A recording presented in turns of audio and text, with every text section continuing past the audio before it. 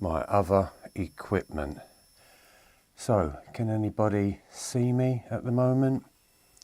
Can anybody hear me at the moment?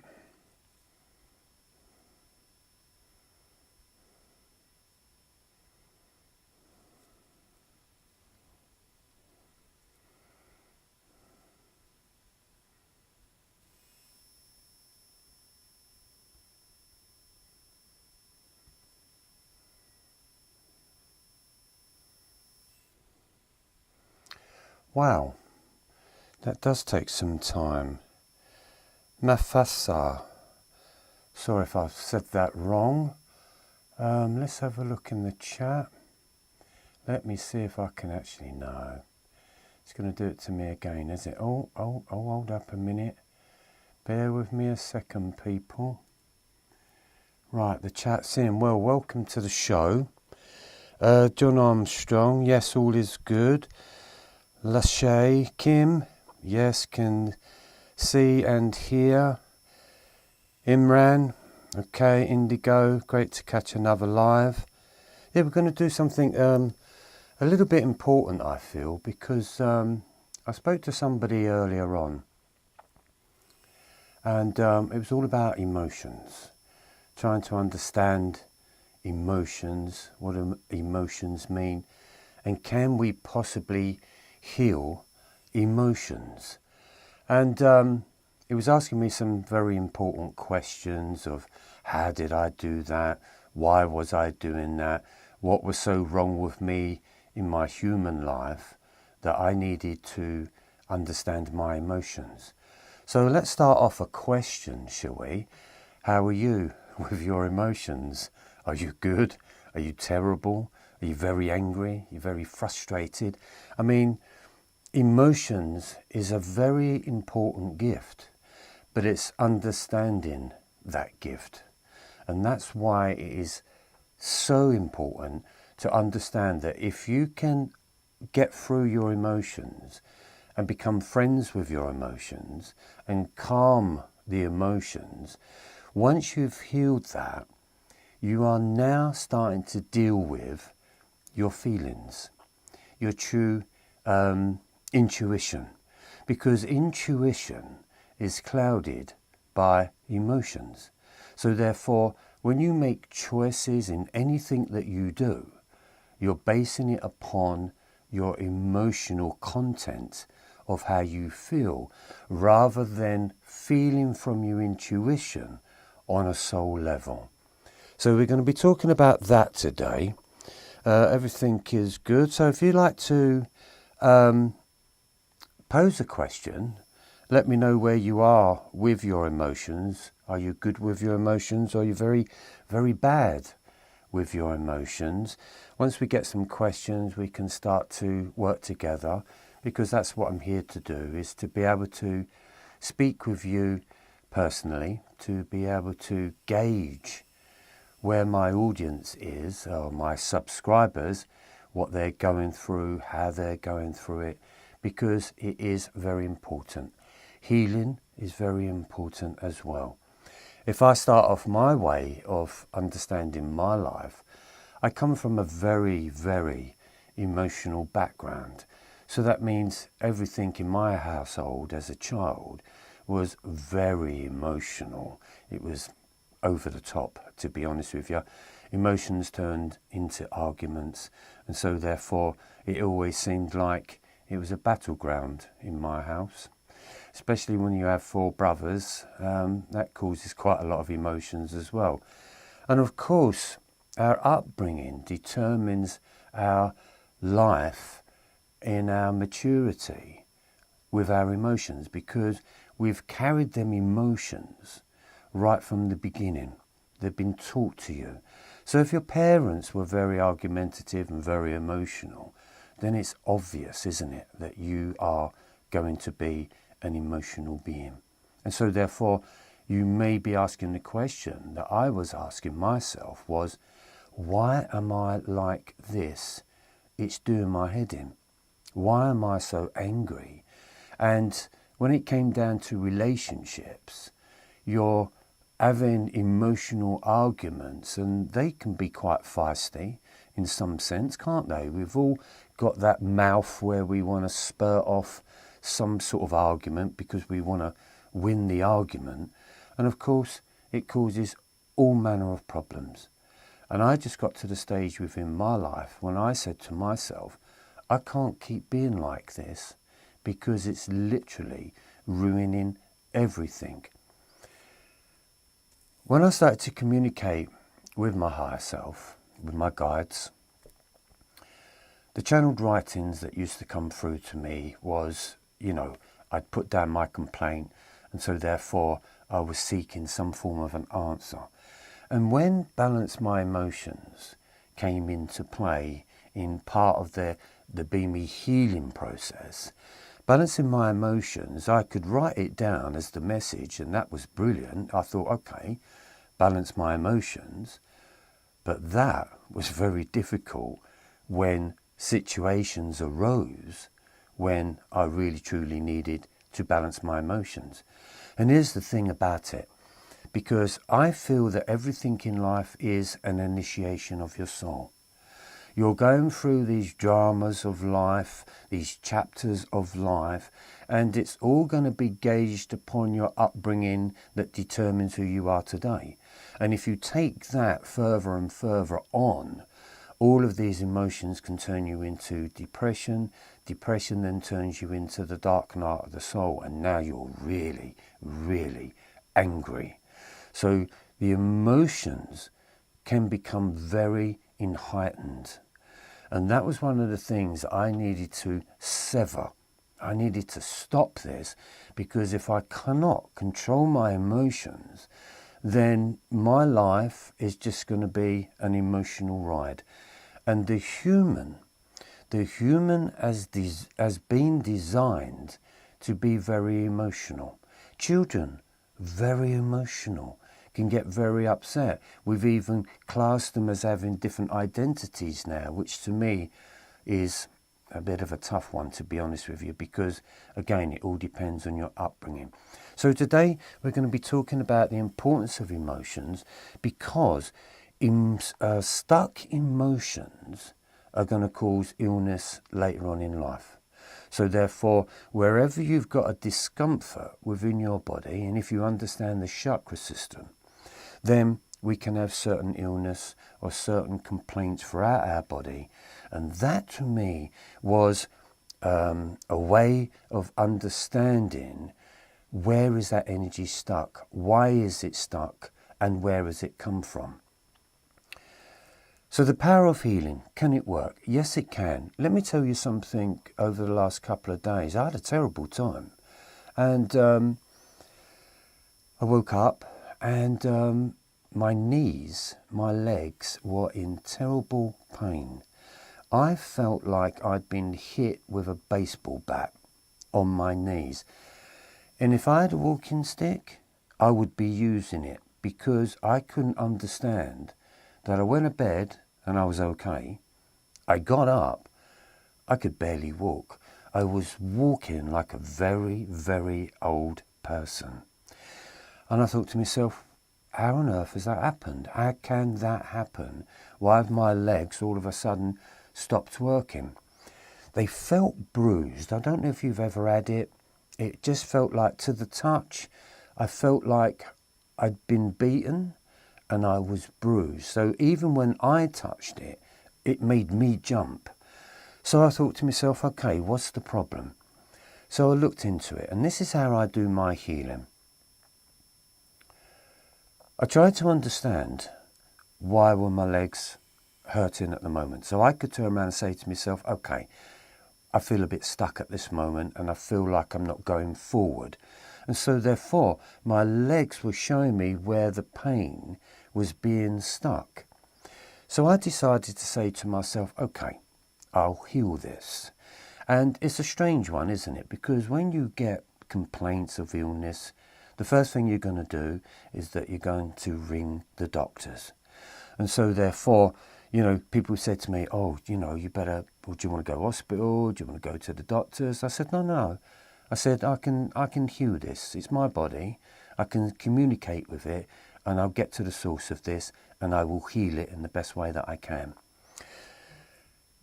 This is how we do it, or this is how I do it, but hopefully you can have a go at doing it as well.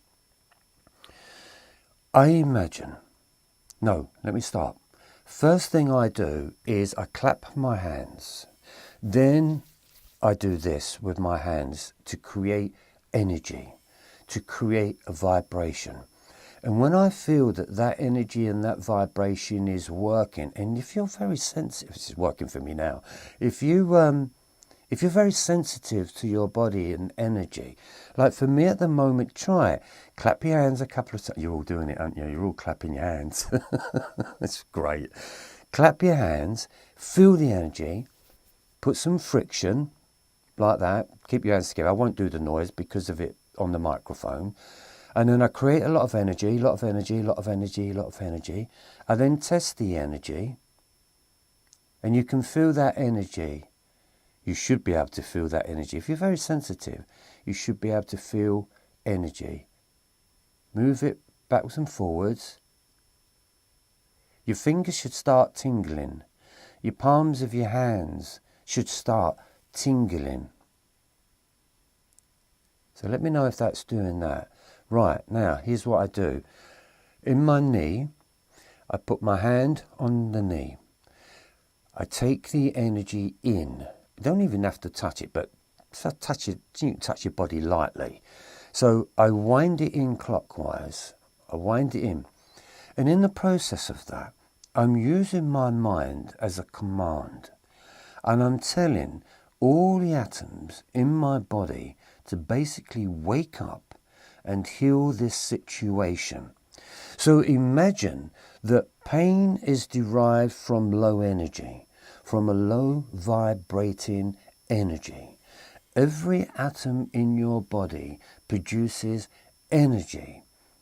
Underneath the microscope, your atoms are like little hurricanes, and they are vortexes of energy. To me, illness happens or pain happens when that energy starts to get slower and slower. Take it to another degree. When you're in love, energy is spinning fast. When you are depressed, your energy is spinning low. So it kind of grinds. So by putting in a clockwork action, I feel like it's like you put your finger in a glass and you go like that with the water, right? And you create a little whirlwind. I do that with the healing in my legs.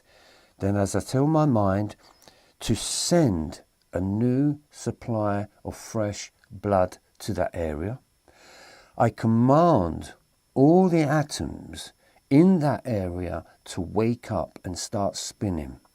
And so therefore I have a visualization. And what I say to myself is, I'm going to heal this. I'm going to heal this. It is already healed. It is healing right now. And in time, this is going to heal. And the pain will disappear. I am seeing the pain disappear. And I shall say to myself, the pain has disappeared. And as I'm saying that, I start to then anti-clockwise rewind on the pain. And then I just pull that away. And I go back in anti-clockwise and I pull that pain away. Now, it may happen instant, but give it some time, because as I said, it took me a couple of days. The second day, I did exactly the same thing, but when I woke up, only one knee was hurting. So one had been fixed. So I thought, okay, I've got one more leg to heal. So I did the same thing again, and then I woke up this morning as if nothing had happened. Miracle. Absolute miracle. But the reason why this happens is you are vibration. You are a frequency, and you are a light being. Technically, that's what you are. It's only this flesh suit that is working on matter, And that matter is a low density pool. And so therefore, that's what keeps all of us together in one piece. If we was to really vibrate at a certain speed, we'd probably scatter all over the place. That is the importance of frequency and energy healing. So when you start to understand your emotions, now, if you suffer in the solar plexus, and most times, well, I would say 99% of people do suffer in the solar plex area. You can do the same with that. Wind the energy in, wind the energy out. And in that process, what you're doing is you're telling yourself, you are commanding yourself to balance your emotions. And I used to imagine all my cells and my atoms saying, did he just say balance his emotions? Oh, he's never said that before. I suppose we better do it. And that was the process. Now, I worked with that constantly to balance my emotions. And I used to walk around the supermarkets with my trolley and balance my emotions, balance my emotions, balance my emotions. So that became the importance. If you can understand your emotions and you can understand your anger and you can understand where they came from, that can all be healed. Because wouldn't it be great to rid yourself of pain? And I've done this on many, many things before I go running off to the doctors or the hospital, which is very rare. And if you can do that, that means you're mastering. So you're using your mind as the master, you're using your emotions as the master, you're connecting in with your frequency and your vibration to master the self. Okay, let's have a little look and see. Oh, we've got some people here. Hi, Roger. Hi, Kylie, Angel Heart. I have sold or given away all possessions and left my job and country at 55. Feeling very overwhelmed and yay, so many emotions coming up for me. Well, Kylie, I would say well done you. I've done that. I've done that a few times actually. That's why I used to call myself, what's the suitcase size now? Is it 18 kilos you can have in a suitcase? So I used to call myself 18 kilos Trev because that's all I had. So I literally got rid of everything, bought a ticket, and I went. So there's many places I went to, Cyprus, I went to America, and I went to Spain.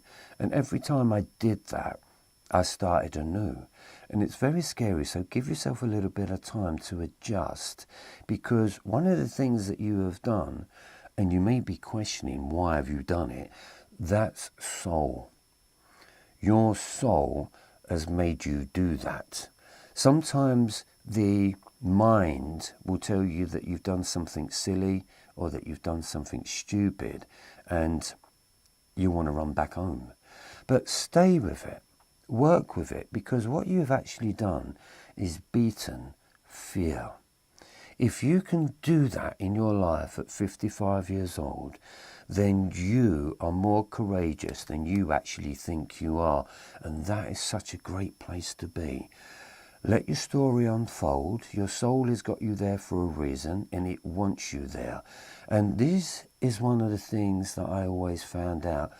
It didn't matter what country I found myself in. When I'd done my ancestral lineage and backtracked everything, my ancestral lineage was also there as well. So my soul, my family had already gone to these countries and all I was doing was following suit. So I say, well done you. Okay, Ryder 3322, Trevor, did you find it was because of the intensity of the emotional stage that you felt the need to isolate yourself from people all the more? Yes, I did. And I'll tell you for why. Because you want to recreate yourself. I stayed away from girlfriends, relationships for, I think it was about 8 years. I thought to myself, I'm not getting into a relationship until I've sorted this me out, because I do not want a relationship going exactly the same way as all the others have done. Many people on their journey, seeking the soul, understanding spirituality, you will find yourself in a very lonely position. And it's a strange one, as I've said many times. I was always around people. But when you are around a lot of people, it means you're busy. But when you're soul searching, you will find yourself on your own a little bit, because that's where the power is. That's why you have to be so isolated. And trust me, I was isolated in a shed because I was homeless. So when I say I was isolated, I was isolated. I was living on the edge of a forest. And yeah, that was a very strange one. But I questioned it for a long time, sort of saying to myself, well, why am I so alone? Why don't I have people around me anymore? And I say it like this. It is like your soul wants you to be on your own, and it wants you to work on your own without any distractions. So that's the most important thing. But when you are on your own, as you have gathered, you are filled with a lot of pain, because the outside world was keeping you distracted. Even a relationship keeps you distracted. Everything keeps you distracted. That's why we want to keep busy, busy, busy. But we're here as a soul. The material world to the soul is unimportant, I'm afraid to say, and it's a real tough one to try and understand and to try and be. So yes, you will find yourself very much alone, but that's where you've got to become your best friend. And that's the most important thing. That's the place where I needed to love who I was, or who I am, and who I was going to become. That is very important. Okay, let's just say hi to everyone. J. Boyd, rub your hands together, generate heat. Sometimes good at healing. It's very good. But here's the interesting thing about that. Yes, of course, it generates heat. But here's the thing. On the people that I have put my hands upon, some of them people can turn around and say, oh my God, your hands are like ice blocks. They're just freezing cold. And I used to think to myself, well, that's strange, because I feel like they're very warm. But they sensed it as a very, very cold feeling. So I found that very weird and very strange. And then I also know that when a healing is finished, so if my hands have generated the heat and I'm working on somebody to heal them, it will be hot. And I should say to them, what are you feeling? They'll say, intense heat. And then I know when the healing is done, because all of a sudden it switches and it goes freezing cold. And the client will turn around and say, that's just gone freezing cold. Your hands are like ice blocks. And that's when I know that I've actually done the healing. It's incredible. It's an incredible feeling. And as I say, I'm bringing healing to the forefront because, as I say, I'm just a normal guy, really. I just do these crazy things that seem a little bit different from how I would have done things. But once you start to change the perspective of who you are, and you start to understand yourself as something so much more than the human programming, these abilities are natural and they're normal. For all the women out there, and I say the women because I think you are the natural healers. I think men find it a little bit difficult to understand what is healing. But I think that really works with your own divine femininity and being the carer of children. It's like anything. If a child falls over, I mean, men do it as well, but if a child falls over, what's the first thing we do? Well, we comfort the child, we kiss the wound, and we kiss it all better and say, oh, you'll be all right. There's something in that. But as we grow up, of course, that doesn't happen, does it, somewhere along the line? But what I'd learned is to be able to do that to ourselves. It's like we nurse ourselves if we've fallen or we're going through a tough time. Sometimes we need to give ourselves a little bit of comfort and a little bit of love. Because have you not noticed, people, or beamies, I'm going to call you beamies, have you not noticed, beamies, that any situation that we've ever been in, that we thought at that particular time there was no way out, or it was so devastating, you thought there was no way out for you. Terrible times, and you thought it was going to last forever. But honestly, go back through your journey now. Did it last forever? No, it didn't. Did you get through it? Yes, you did. So every time if I find myself in a very strange place like that, I just say to myself, it's not forever. It will soon pass. And you can do that with your healing as well. When you're working with your emotions and you keep working and you keep working and you keep working, it too shall pass. I feel like Gandalf now. You shall not pass. Okay. Hi, Dino Salis. Hello, hello, everyone from Canada. Welcome, Canada. Ryder 3322. Thank you. Trevor, when did you first discover you could... Trevor, when did you first discover you could heal? Hypnicity. This too shall pass. When did I discover I could heal physically? I'm going to tell you the most important one. Very, very important. I was on holiday with a girlfriend of mine who I loved beyond anything I've ever loved. And it was a beautiful energy, and we was away, and she got a phone call from her sister. Now, at this time, I've only known her for about 3 months, I would have said, so everything's new. And her sister rang her while we was away, and I saw her face change, and I thought, okay, something's wrong. What's gone wrong? So I said, what's the matter? She went, oh, my sister's just rung up. The doctors have just got hold of her to get hold of me to tell me that I need to make an appointment for the hospital to be seen as soon as possible.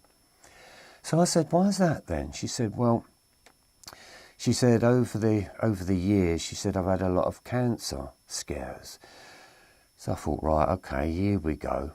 And so she was having screening, I think they call it, every 6 months.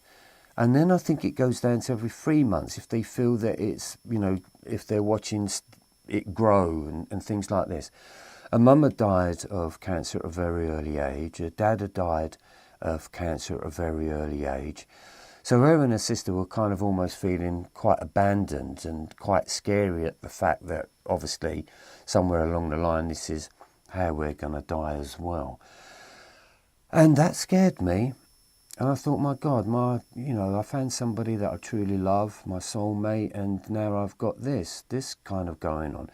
Anyway, kind of killed the holiday a little bit, but we made the best of it. And we went home, and I remember, say like her appointment was on a Wednesday, on a Tuesday night she came round. And I said, I'm going to do something that I've never done before, but I really feel the urge to be able to do this. And that's what I did. I think love played a big part.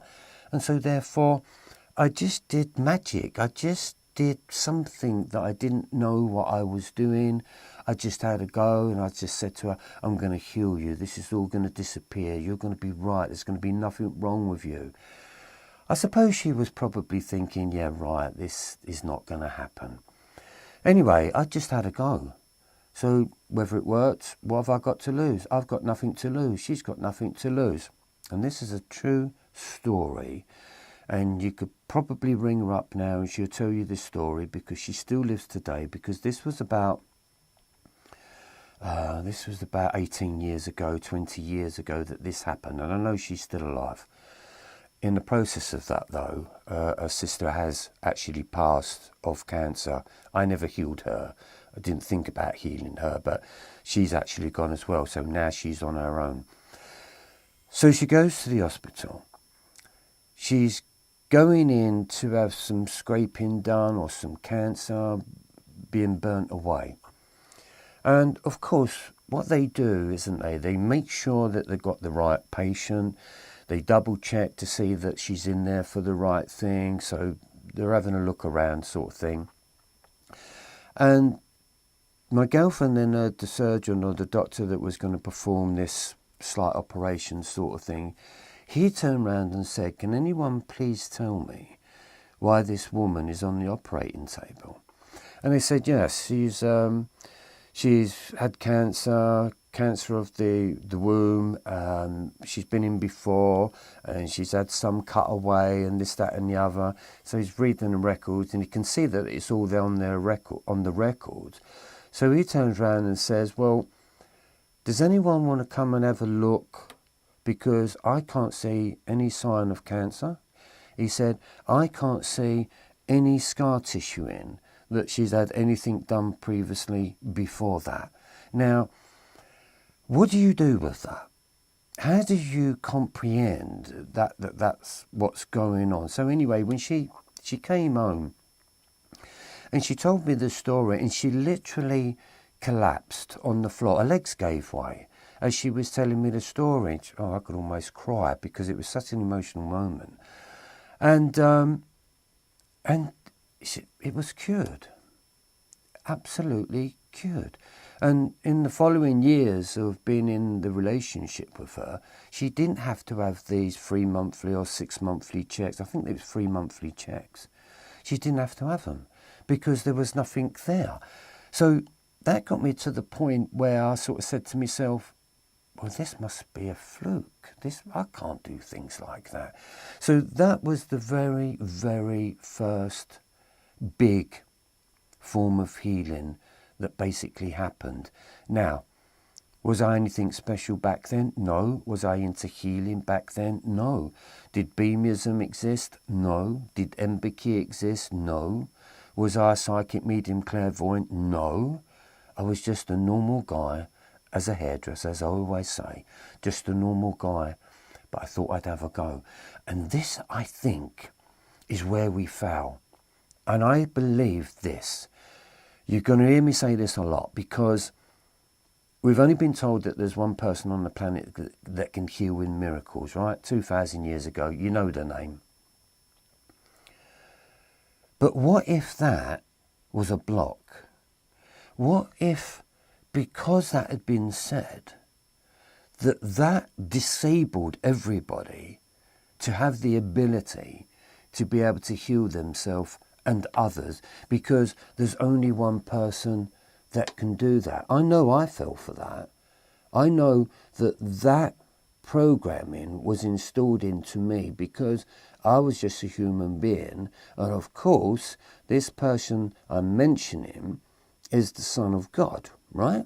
So that's the problem that we had.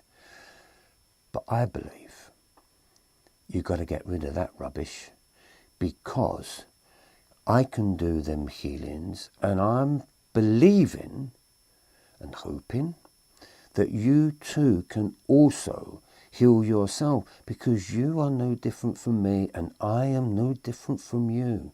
We are who we are.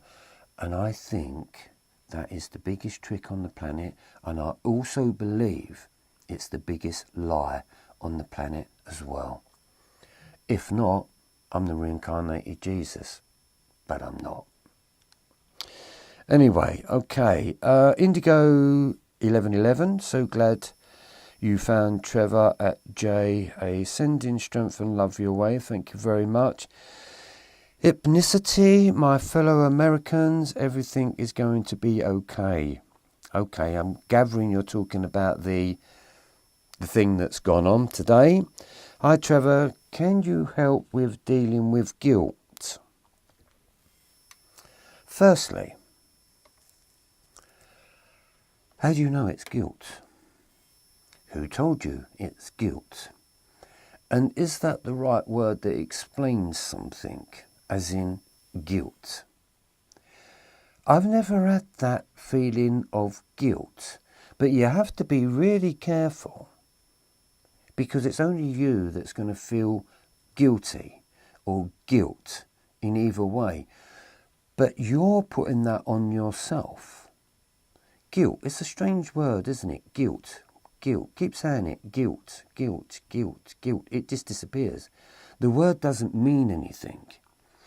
If you've done something unconsciously and you look back at it and you sort of say, okay, I wish I'd never done that, or I wish I didn't say that, or that was very wrong that I did that, you can make amends with that, because a lot of the times, a lot of our journey is always done through unconsciousness. You just do things because it's in you to do that. It's like some people, they lie a lot. It's in them to do that. They might have come from a background, their parents probably lied to them a lot, didn't trust their family, didn't trust anybody else, so they just lie a lot, and they lie so good that they don't even believe that they're actually lying. And so therefore, it's a feeling that we give ourselves, that trick ourselves. But you have to change that guilt, because you can feel guilty if you knew 100% that you was fully conscious, and I mean in your soulful journey, that you was doing something that you hold the guilt for. But there is no guilt when it's an unconscious decision or an unconscious act. It just happened. It's the way that it was, and it was part of the pathway. And of course you may turn around and say, well, I hurt a few people because of it. But I shall also say to you, but who's hurting now? Could it just be you that's hurting? Is it haunting you? Don't call it guilt, though. If I said to you, call it something else, what would you call it? It's like when I say to people about depression. If you keep saying that you are depressed, then your body will say, oh, okay, let's follow that then. Let's just act depressed. Let's just be depressed. You can't keep feeding yourself these words, because they're just words.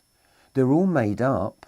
It's just a language someone put together out of 26 letters and said, okay, well, if you go through this and you do that, what should we call that? And they go, Oh, how about the word guilt? Oh, that sounds nice, doesn't it? Yes, let's go with that word guilt. So be very careful in the word of the guilt that you are feeling at this moment. That can be healed for sure, yes. But you got to stop feeling guilty over something that you've done. It's done. It's gone. Rider 3322, that is truly beautiful and amazing. Thank you for answering my questions. Fluke is my middle name. Brilliant. Yes, excellent. Dino Salis, amazing. Thank you very much. Ogwalt, I gather that's how you say Ogwalt, O-G-Woot, Ogwoot, 100%. Thank you very much. Ryder, we've got here Roger Martin. Hi, Roger. Joan Armstrong, lots of anger in our household, and my father had a bad anger, which has affected all of us, and our parents always argued. Yeah, see, John, that is it, isn't it? You know, and Imran Ashmi, I have a similar childhood. So let's just have a look of the people there. Floor team, Rodriguez, message retracted. Great to catch another. Just going through these a minute and I'll come back to them. Right, okay, so let's go back with that. Yes.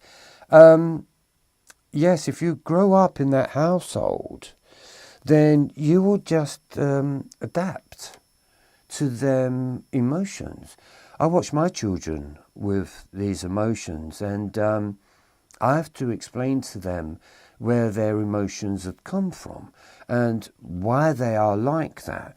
You know, I listen to one of my children at the moment. She is very angry at this moment. And you can become very angry that you want to kill somebody in a way, you know. Listen, in relationships, go, oh, they make me so angry, I want to kill him. And she's talking a little bit like that at this moment. So I said, okay, stop for a moment. Explain to me, why are you angry? Explain to me what's going on. And what she's seeing, as she's becoming more aware, see, you can become more angry as you become more aware, which is a strange scenario, but let me explain. If you see somebody doing something to somebody, and you're being the observer of that, you're being the witness of how something or someone is being manipulated, and that can be a father manipulating its child at the age of 9 years old, saying such stupid shit that's going to affect the child now and later on in life, because the father is just a very unconscious, egotistic, male caveman person in a way. It's not his fault, it's just the way he is, it's the way his upbringing is. He thinks he's doing all right. But because my daughter is growing and because she's becoming aware, she can see exactly what is going on, because now she's looking at the daughter and saying, I know where this is going in the future. This is going to be damaging her in the future. And so therefore you can get really angry over something like that, because you want to say something but you don't know how to say it. And so therefore you can become very, very reactive. And that's what she's been at this moment. So I spoke to her for about an hour and a half, nearly 2 hours. And all people need is to be explained. And if somebody can explain something so simple, so I just taught her a few techniques to sort of don't engage in that. And if you can feel your emotions getting really uptight and getting to the better of you, in comes balance my emotions.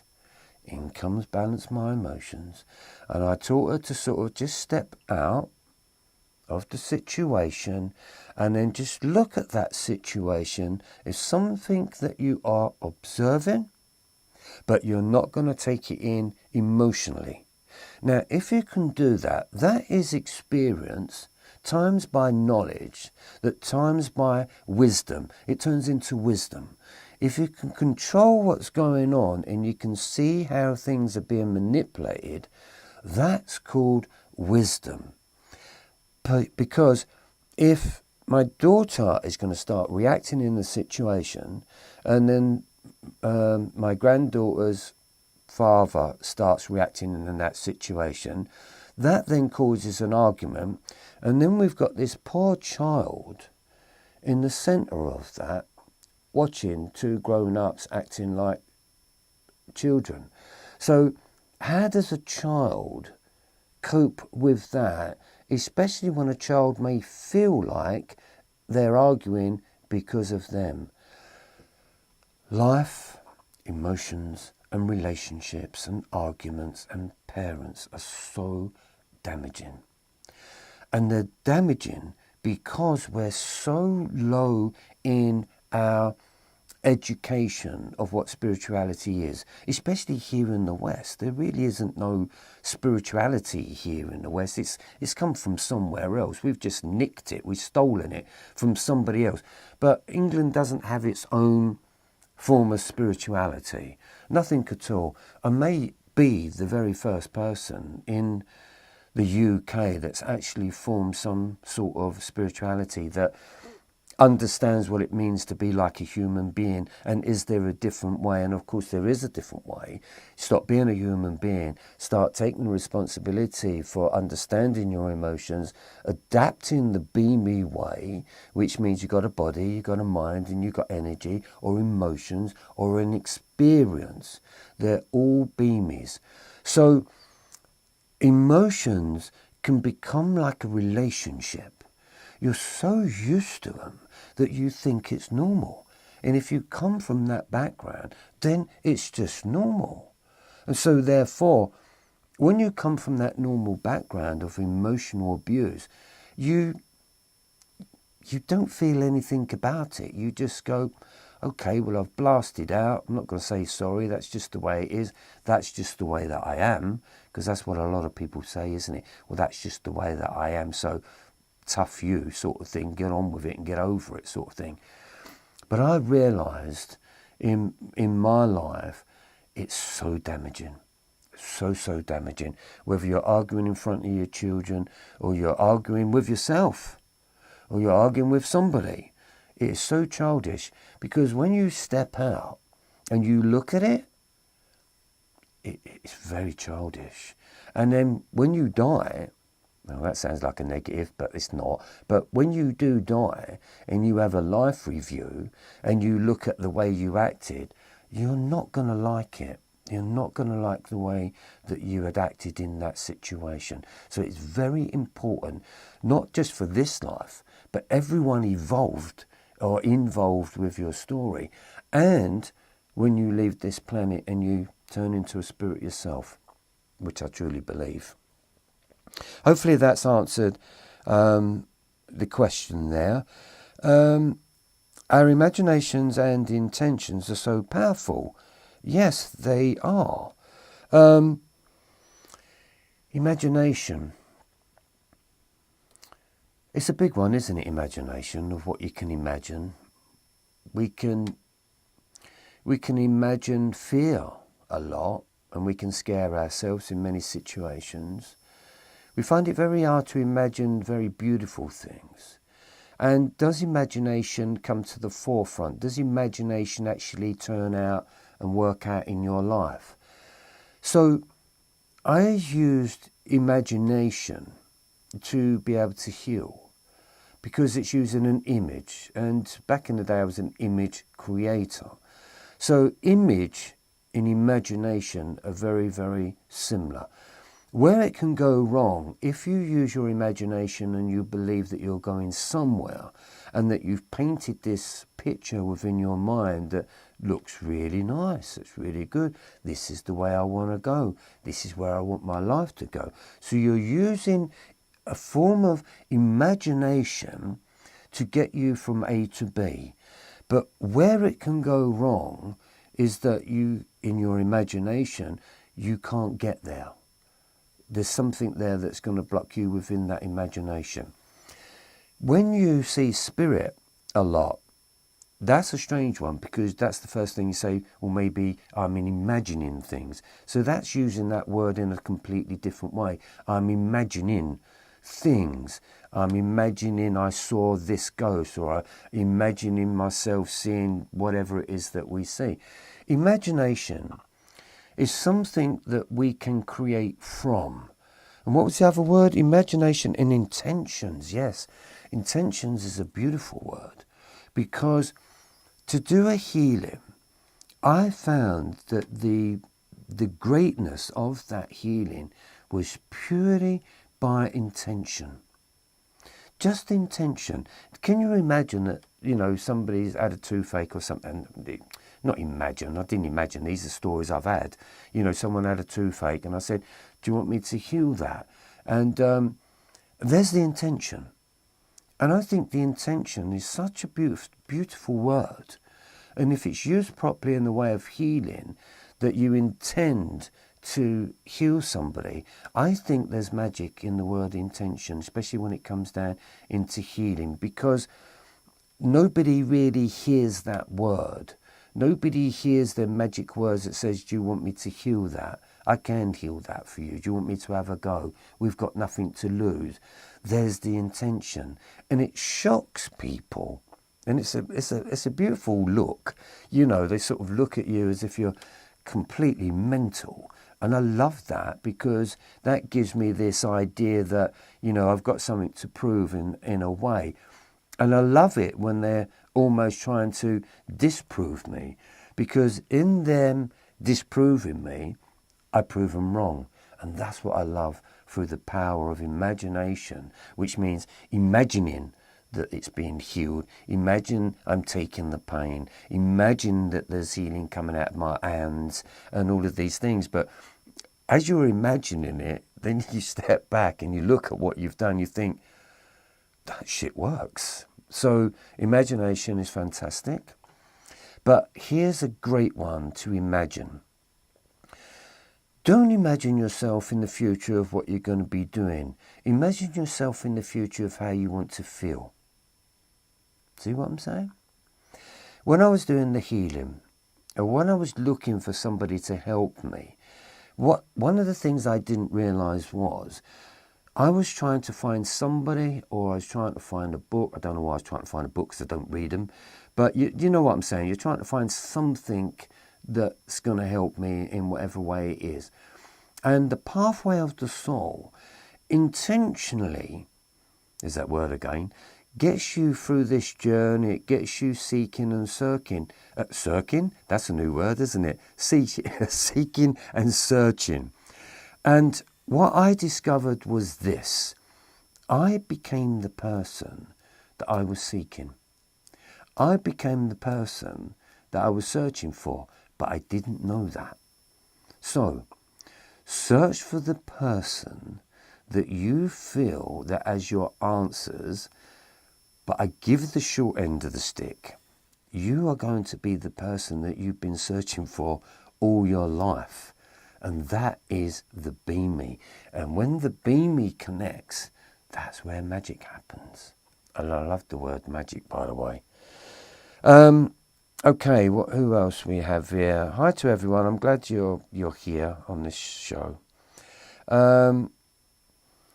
Rider again, Trevor, do you have any suggestions about alchemizing anger into something positive, following on from John, or how to change any other emotion that is viewed as negative? It's words are negative. It's the words that we use that create negativity. Think about it. Just simmer. Just let that simmer for the moment. It's the words of negativity that we use. There's a whole vocabulary of 3 million words out there. Check out in your mind how many of them words that you're actually using are negative or positive. That's why I've done the A to Z of Be Me. A for awakening, A for awkwardness, B for being, B for badness. So there was a negative and there was a positive in the Be Me affirmations. Because, let's have a look at that question again. What was it? Alchemizing. See, you're using a big word there. Alchemizing is very, very ancient. So, yes, what you're saying is, emotions carry the energy of lead, which means the words of energy carry energy of lead. That's why it feels heavy, it feels dense, it feels stuck, it feels rigid. Now, alchemizing you've used, I've never heard that word before, but in my philosophy there is a Be Me, which is alchemy, body, mind, energy. Because alchemy is working on a chemical, because it's a chemical imbalance or it's a chemical structure. When back in the day, when they was using alchemy, what was they really doing? They was trying to turn lead into gold, wasn't they? So basically they was trying to trick people into saying that that's gold. And then there was a law that got passed that when all alchemy was stopped, because they was going to cheat the real gold, wasn't they? That was what it's all about. But if you go back into the ancient Egyptians, they were talking about alchemy. Witches talk about, I don't like that word, witches. We need to change that. Really healing people, not witches, very amazing healing people. Used alchemy. You can use alchemy from plants. You can use alchemy from words. So A, Be Me become alchemy. Body, mind, energy. So if you look at the word alchemist, yes, alchemist, if you split the word, A-L, split, chemist, or chemist.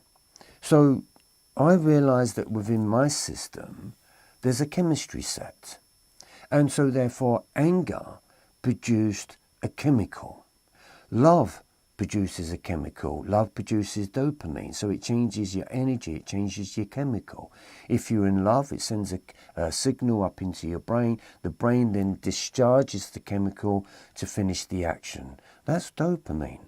So the way that we use words, you're basically sending signals to your brain that puts off the chemicals into your system.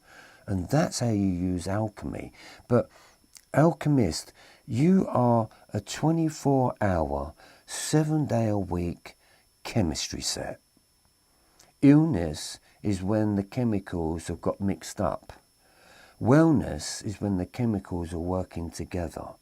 That's the difference in alchemy. But of course, lead is emotional. So transmuting emotions, transmuting the energy turns lead into gold. And that's why I always say, if you delve into the darkness, if you delve into your emotions, I'll put it this way, delve into the shit and you will discover gold. That is alchemy. Beamism is alchemy, because you're trying to change the chemical reaction within your body to perform with a wellness rather than an illness. That is true alchemy. Turning lead into gold. Are we looking through human eyes or our beamy eyes? Humans sees it as positive or negative, but I feel the beamy has a higher perspective. Oh yeah, it really truly does. Hi Loretta from South Africa. Oh yes, it really does. Yes, let me just think in my archives for this moment. Yes, when you see through the eyes of the human, you see only human things. And your body registers it as only human. Manipulation is all human. Trying to get what you want out of it is human. Being a narcissistic being is human. Being an emotional being is human. Being a mental patient is human. Trying to hold back on your fears and trying to get out of something or someone that you want, it's all forms of manipulation.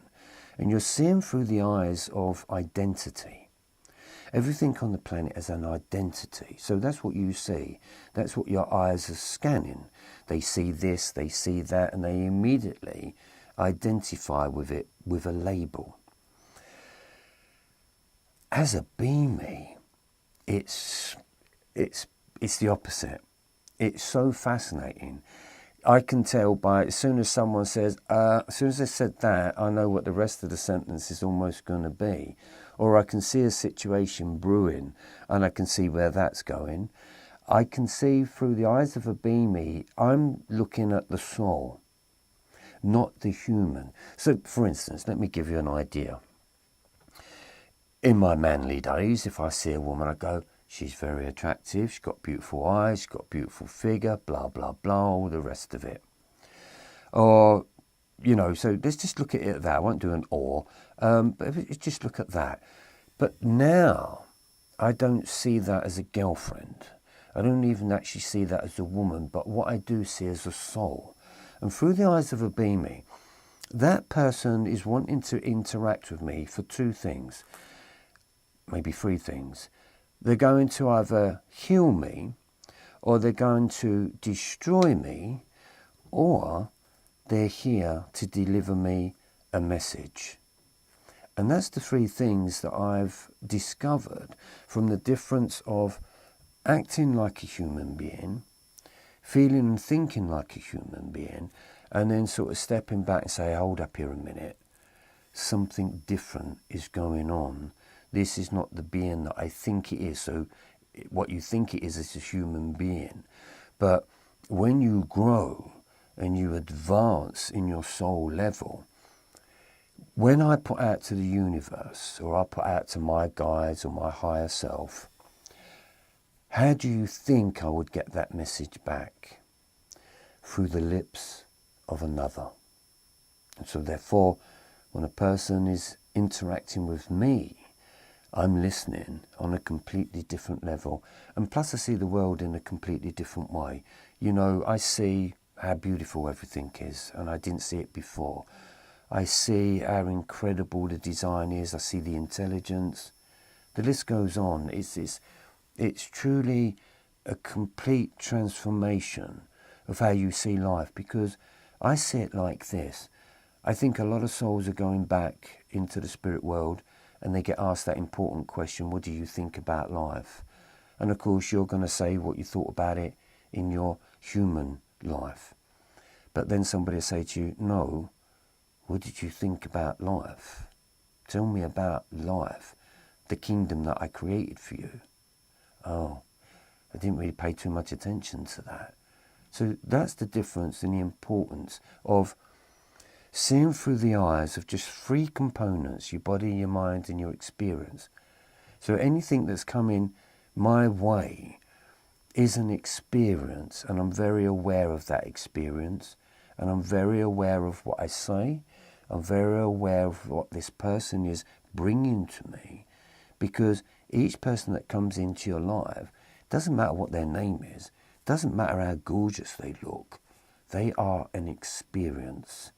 So you are bringing into your story an experience, and that experience can be loaded with emotions, no matter what the pretty package looks like on the outside. So yes, it's completely different. Right, Ruth Jones. Hi, Ruth Jones. That's good. I like seeing you communicating with people that are on the show. Trevor, do you have any tips for becoming inspired and creative after experience the darkest point in the dark night of the soul? Yeah, the dark night of the soul is the inspiration, believe it or not. Because the dark night of the soul, even though it was scary and very dark and very lonely and very painful, my God, it was the most amazing teacher on the planet. You could not get a better teacher. Because when your soul gets to that point that says, shit, I've been doing this wrong, I'm supposed to be doing something else, and it brings a funny, strange feeling of you've left something at home, or you've lost something and you can't quite remember what it is that you're doing. That's what the soul does. It kind of wakes up from amnesia. And so it becomes this important thing that it becomes creative in a very destructive way. So, you know, if you're a depressed person and you get through depression, then you can become a teacher of that. Because I went through the dark night of the soul, which was a big initiation for me. I haven't really met anyone that's gone through the amount that I sort of went through, and I've spoken to a lot of people. But I think it's because my soul was going to bring something new. It was going to bring something different. It wasn't just a case of me being depressed and I'm getting out of it. So I had to find a very creative way, and I wasn't looking at it as a creative way because I spent a lot of time saying to myself, I've always been a creative being, right? And I couldn't find no creativity in this. It destroyed my creativity. And I heard a voice once say to me about hairdressing and that said, oh, you think that's creativity, do you? Do you want to know what creativity really means? And that began the journey of trying to understand the importance of depression, understanding the soul, compassion, and all of these things. That's being creative because you're creating. I was creating a different awareness. I was creating a space in that awareness. I was creating a new identity. So that's the beamy side. From the human side was only creating this on a very physical, mundane beauty industry. But in my full creativity, when I got through the dark night of the soul, it became very creative because your writing is creativity. When you write about something like that, it becomes a form of creativity. Anything that comes from the mind and is brought onto this planet is a form of creativity. In actual fact, you are a walking, talking, creative work of art. You are a creator. That's why they say God is within, right? Because what is God within? Or who is God? Or what is God? Well, God is a creator. So you have the ability to create. You can create a lot of noise. You can create a war. You can create a disturbance. You can create your life to be like a horror show. You know, it's down to us to be able to create something within ourselves, to give birth to. That's what beamism was.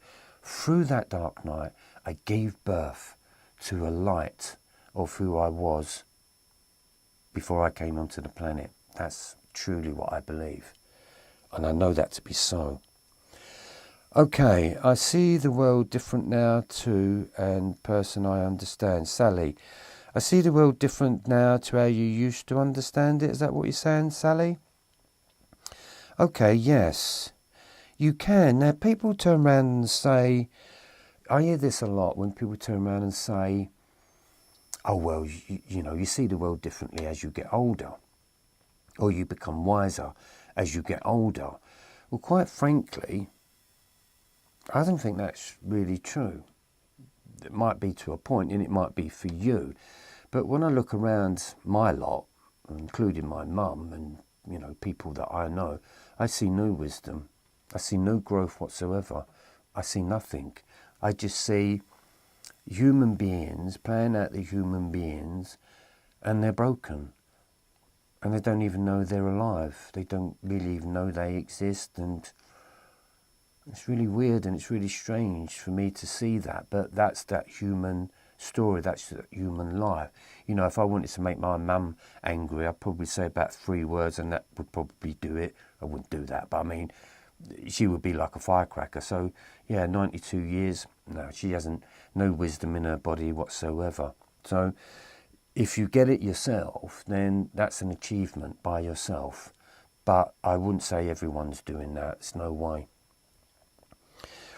Right. How do we stay with the beamy consistently? I find I often slip into the human drama, especially being a single mum. Yes, you will. You will do that. There is a stage when I was, I won't say training, being taught, being shown. There is this, you get it, you don't get it. You get it, you don't get it. And a lot of people can call that bipolar if you're on the depression trip. 1 minute you're all right and I'm great, and then you're not, and it's like, oh my God, I'm all over the place. Yes, you can be in your beamy, your higher self, and then you can be in your lower self, and especially as being a mum, a single mum, it's all difficult. I believe bringing up children is very difficult. And if you're going through the stress and strain of life, then that can be very difficult. I think the best thing to do is it bounces for a while. You can be loving and polite, and then all of a sudden you lose it, you know, and you think, damn, I didn't mean to do that. You know, that's the human programming kicking in. But if you keep practicing, and don't forget, your beamy is not based upon my beamy. Your beamy is based upon your own beamy self, which means to what you went through in your life, to how you are now. And you're trying to be as the best that you can. That's what you're trying to do. Some days you get emotional, of course you do. Some days it's very stressful, of course you do. You will do this. Don't give yourself a hard time. Accept it, honour it, pull back from it, release it, and catch it. Catch and release. I think that was on John Wick, wasn't it? Catch and release. So yeah, catch it and then release it from you. So that's a good practice. And to me, that signifies that you're getting it, you're not. You're getting it, you're not. And as it gets more and more and more, the more you get it, the more you get it, the more you get it, and the more you get it. For me, it was a really tough one because I couldn't work out what was real. I couldn't work out if it was my emotional, my human story that was real, or my spiritual story was real. I was caught in between. That to me was the dark night of the soul. And so therefore I thought, is this real? Is this imagination? I'm going mental, I'm going mad? Or is my human life real? This is supposed to be real. That can't be real, can it? And so therefore I had that swings and roundabout on that one. Is it, ain't it? Is it, ain't it? And then there was a moment when I chose a side. Literally chose a side.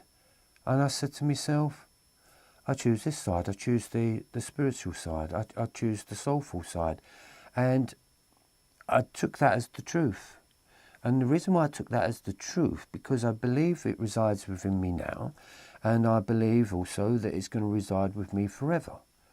And I don't believe that we die. The physical self obviously falls away, dies away. But I mean, that soulful self is yours. So try and decide who you want to be, what side of the fence you are. Once you make these decisions, I think it changes everything. But you're practicing and you're learning. It's like anything. You ride a bike as a kid, you fall off, you get back on. Just keep going with that. But it's trying to juggle everything amongst your emotions as well. But that's a good sign. Rachel Rampage. Okay, I'm terrified right now living in the USA. I completely understand. I'm just scared and lots of anxiety. Okay, says the Rampage. That's Rachel Rampage. I'm sorry to hear that. That's nice. So Ryder has answered that. So very good. I'm sorry to hear that. I hope things turn out for you okay. Okay, listen, Rachel. I think you'll probably find there are a lot of people at this moment feeling very anxious and very scared of what's going to happen and how it's going to happen. But remember this, whatever's going to happen is going to happen. It doesn't matter how scared you are or how much you are filled with anxiety. That's happening anyway, and there's nothing that you can do to stop it. But what we can try to do is to try and stop you from being scared of it. It's just a play. And be honest with you, if I lived in America, it's not that I would be... Listen, we have our own problems here. I think it's all scary if I want it to be scary. But I changed that word as scary because all I see is stupidity. And that's really what I see. Everything to do with political, anyone that's in positions of power, I see stupidness. Because I've never seen such rubbish in all my life of paying an extortionate amount of money to produce a show to get people to vote for you. Millions upon millions upon millions they spend on doing this whole entertainment business. To me, that's scary because that's where your tax money is going. So for Kamala Harris, that is just lost, well, she's just lost your country absolute millions just for not winning. And do you know what I watched? I watched two kids having a go at each other like idiots. That's what I see in America. If there was something to be scared of, I would say it's that. It's having an idiot running the country. But I'll take it right through the whole of the presidential and the politics here on this side. I tell them, I wouldn't invite them to my party. I think they're absolute idiots. And what amazes me is that we fall for it time and time again. See, what happens is this. There's a situation. Now stop and think about it. They created the situation. They created the problem, right? So what do? Well, they tell you they're going to find a solution to the problem that they created. When you step out of it, don't get caught in the stress and don't get caught in the anxiety of that. Keep it on the outside. Keep it on the outside of you and just look at it for what's going on here. And you'll see what I'm saying is that it's just two people, two sides, one called blue, one called red, and they hate each other. It's madness, isn't it? And I don't get this one. Fighting for freedom. What's that mean? Freedom of what? From what? Is Americans going to get freedom? Is Americans going to get freedom? English going to get freedom? Is the world going to get freedom? So how can they fight over our freedom if we vote for this party? How does that mean free us? Free us from what? So just let the play out here because there's nothing you can do about it, but you can control the way that you feel about it. I think there's a lot of people up in the air at the moment. Hi, Holly-Ann. Holly-Ann, I've been speaking to for some time, and I've got to say to the world, she has been amazing. Holly-Ann, I won't give too much away there, but she went through her problems for many years. We can safely say, and gladly say, and enlightening saying, she's changed immensely, almost like 200 to 300% more than who she was. So I always big her up because she's achieved something that she never thought that she could achieve. So well done you, Holly, and it's nice to see you on here. Difficult subject, she says. They seem to ruin everything. I think they all ruin everything.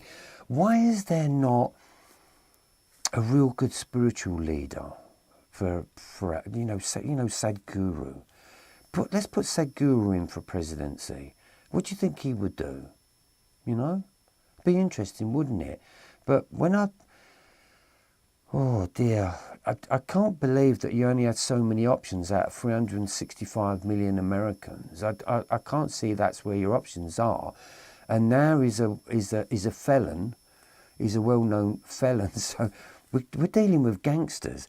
I used to say here, politicians remind me of the Cray twins, and they fight over their manor. So the Cray twins back in the day created a manor, their place. They owned it. And anyone that wanted to come in and step on their toes, then of course they killed people. So that's their manor. So a politician is turning around and saying, this is my manor. But are they actually doing business for you? Or are they just doing business for themselves and we're just the pawns in it? I've learnt to step away from that.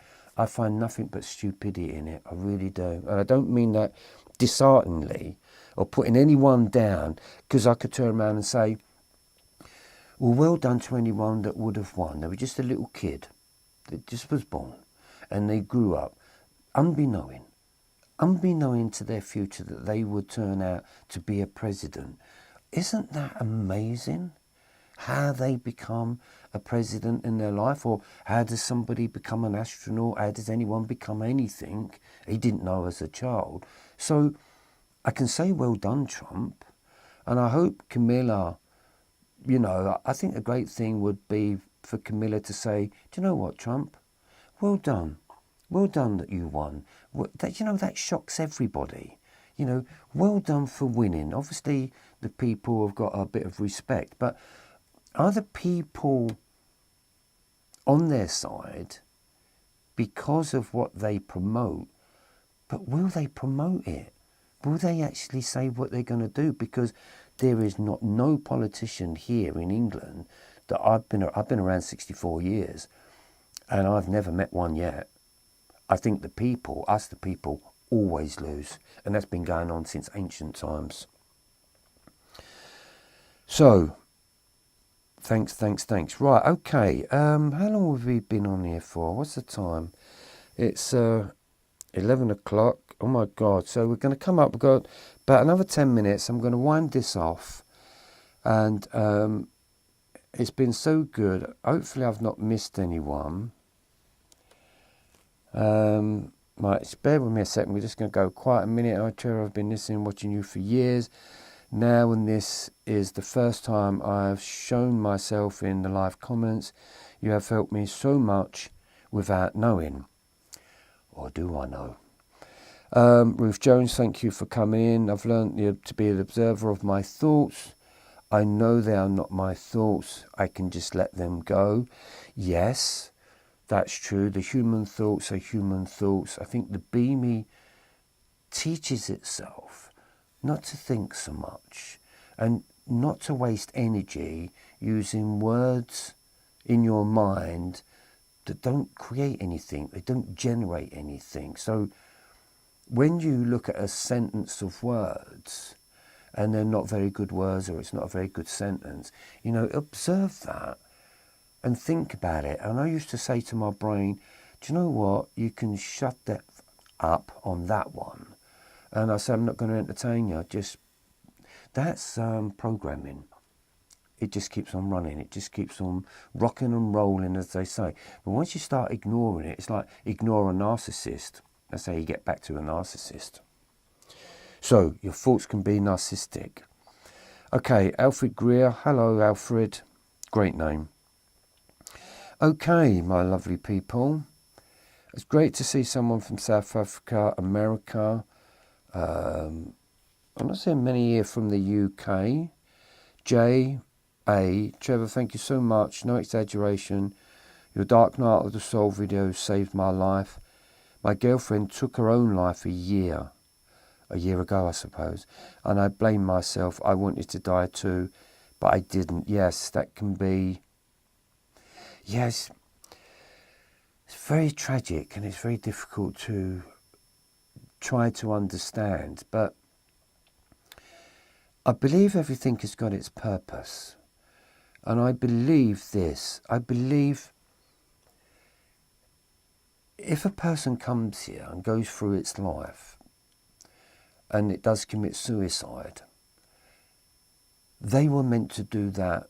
And I know it sounds, I don't know if that sounds hard or not, but what I've realised is that the soul's journey is so unbelievably real that they were going to take their lives. That was happening to them.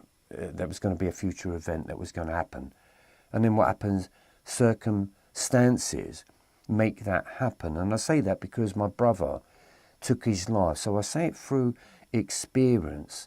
And I realised that, yes, it was a bad thing. Of course it is. It's a very sad thing. It's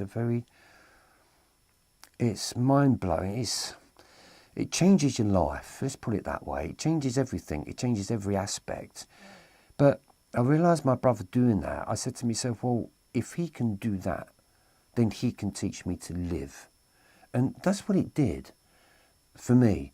And then I also realised, as I grew as a soul, I realised that my brother came to the planet to do that, to help me to live on and to become the being that I've become, because I do a lot of this because of him. You know, at the time, I suppose I couldn't help him. Maybe he didn't want my help. And it doesn't seem to matter what you try to do to sort of help. If it's in their pathway as a soul to kind of do that, I believe that's what's going to happen. But of course, that brings a lot of emotional pain. But I saw the story in it, and I thank him immensely. And I know that I'll get to speak to him when I leave here, and we'll work everything out. But I know when he's around, I can feel the energy of him and stuff like that. But all is good. All is good, because you cannot kill off the soul. You cannot kill off the spirit. So there's a very powerful message there for you, because you're still alive. That's the message. Okay, my people. No, my beamies. Let's just wrap this up now. Indigo, that's amazing. Ryder. Cardiff, Wales. Oh, okay, brilliant. Not far from me. My family, on my mum's side, is Welsh. Indigo, thank you so much, Trevor. Watching from the northeast of England. Okay. Thank you for answering. I'm going to keep living for her. Yes, Jay. That is the great way. And, you know, because I come from a really bad upbringing, you know, Dark Night of the Soul nearly put the rope around my neck. And then I had another brother that said he wanted to do the same as well. Sounds like a bad family, doesn't it? He wanted to do the same as well, but because my brother beat him to it, it stopped him from doing it. So does that make sense? It did for him, and maybe it has for you. Yes. To take one's life is no easy feat. It's the hardest thing in the world, because the body really isn't designed to do that, really. It's not, you know, as I say to people, bite the top of your finger off. Can you do it? Can you actually draw blood from your finger? No, you can't. But if somebody decides to take their life, that's an amazing... On a soul, I could say it's almost a successful journey, because that's what they came here to do.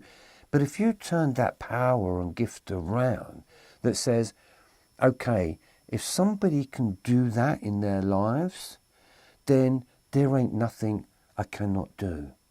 That's what I remember saying, yeah. If my brother could do that, there ain't nothing I can't do, because I can't do that.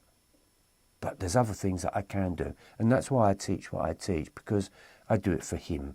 And I do it because of the way it made me feel. And maybe it contributed to a lot of the dark night of the soul. Maybe it contributed a lot to my emotions. and maybe it brought up a lot from my childhood, and so therefore in my brother's case it's that straw that broke the donkey's back, and so therefore he did that, and that was that. But I will get to speak to him once again, so it'll all be okay, it'll all make sense. Right, I must thank you, Trevor. All right, okay, just so that I don't leave anyone out. Everyone's important. Hi, Rachel. I've spoke to you. Ruth Jones, hello. Sally Blair. I've always seen you around, Sally. I don't know where you're from, if you're still here at the moment, listening. Ruth Jones, Ryder, Indigo, Loretto Nini. Thank you so much, Trevor. Ryder, Dino Salis. Thank you very much for the comment. Ethnicity. I should keep an eye on these. J.A. Ootwoot, Ogwalt. I think that's that. JBH, JPH. Roger Martin, who's become a friend to me now. Carly Angel Hart. Well done on your journey. Imran Ashmai, I have a similar childhood, so hello to you. Mufasa